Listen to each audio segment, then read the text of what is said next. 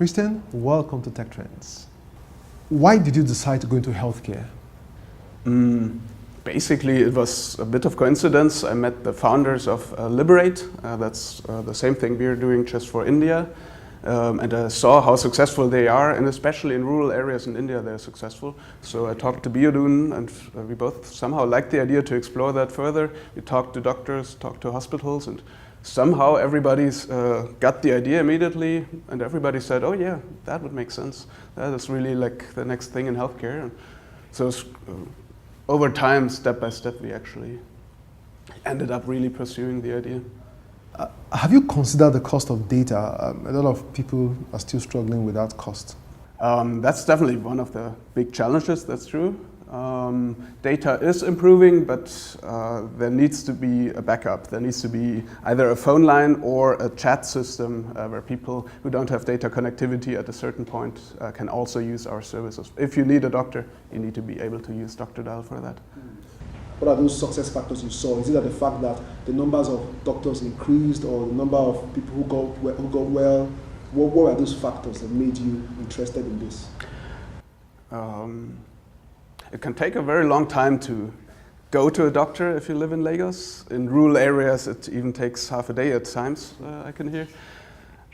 And then you come to the doctor and you sit in the waiting room even for 1 hour or longer. And this alone, just the idea that you can have a cell phone, chat with a doctor, and if it's something serious, then you can still go to see a hospital or something. That idea is just something that resonated very well with me, and that's why we opened up into that business model. Looking at the whole healthcare sector, what areas do you think that technology can bring the most transformation? That's a good question. Obviously, we believe in video online consultation. That's what we do at the core of our app. At the same time, there's more to that there. Imagine there would be a cloud solution. There would be an open system where you have your electronic health records stored. I just went to South Africa and I saw that many hospitals actually use one and the same health record, stored centrally somewhere. Imagine that would be implemented here. The doctor could refer to a laboratory, to another doctor, and automatically transfer the health record. Things like that are definitely something that, even if you have an emergency line and you see the phone number, and automatically you would get the information of the patient, blood group, history, everything, his insurance, which hospital would take him, all that information. Like if there was some sort of system underlying the whole healthcare, that's, I think, where technology has the biggest advantage. How would you deal with user education? Yeah, especially in rural areas, there's people who don't have a smartphone, and if they have a smartphone, Facebook might be the only app that they use. We are thinking of partnering with initiatives like health extension worker training programs, so that actually nurses could be the people who use our apps and not the actual patients. So if a nurse doesn't know how to, or needs expert advice from a doctor, they could just plug in an expert. You talked about putting patients' record in the cloud. Have you thought about the policies or the laws that need to back that up? Because what if something goes wrong?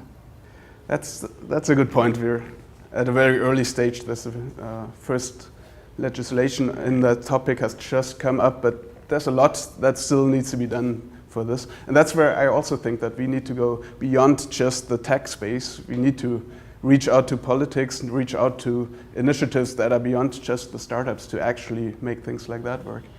Work with large companies, work with technology companies like IBM, just see the bigger picture, bring all together, and with that, it could be.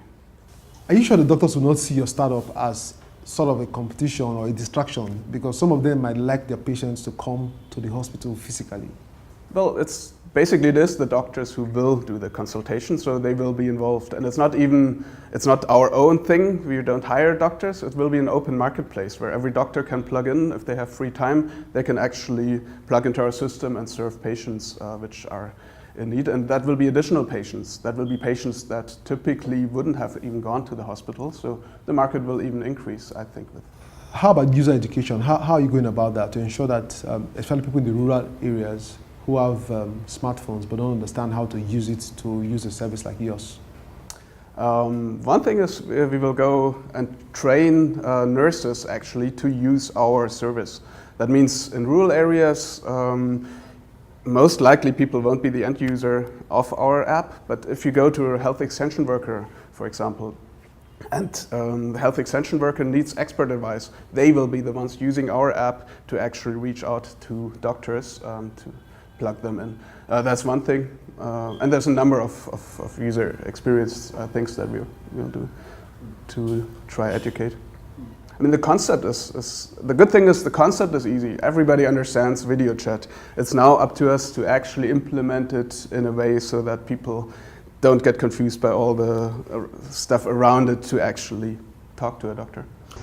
But it brings up the challenge of safety and privacy. When we don't have enough laws or policies to back that up, how would startups like you survive then? It's true. It needs to be a combined approach, I believe. It's nothing that one startup could do and everybody would adopt. It needs to be a combination, probably of politics, of initiatives, even of large industry players in the IT space. Like there's a lot that needs to come together to make that work. But I believe it's possible. Nigeria more than actually in Western countries. At the end of the day, do you think that technology can actually bring some sort of disruption to the healthcare industry? Oh, definitely. I mean, technology can disrupt so many things in this country. If it is well combined, if it's not just the traditional app approach, that you have one app and you try to push it to the market, but if it's combined with the traditional system, if it's combined with hospitals, with nurses, with healthcare politics and policy. The culture of the people. Not everyone would like to talk about some intimate things. I'm just saying through the phone. Have you thought about that? True. At the same time, look at what other apps in other countries are doing. It's the most intimate things that you don't want to discuss with your doctor around the corner. So you have a right to be anonymous when you are online? Definitely. The user needs to be able to control what amount of data he wants to give to the platform and what amount he wants to keep to himself. There's no doubt. For startups like yours to be sustainable, there has to be a way to ensure that doctors who get involved with you actually earn extra income. Is that so? Definitely. Or is it free service? No, there needs to be a model where doctors benefit from it. In our case, we will have a commission that we charge, and the rest will be a payment by the patient, which goes directly to the doctor. So every doctor can plug in and make extra money from what. Thank you for being on TechTrends today. It's been a pleasure. We've come to the end of today's show. Do follow us on social media, and don't forget, you can watch these and other editions of the show on the channel's TV YouTube account or via my blog cfatech.ng. For Tech Trends, I am Chukwemeka Agbata.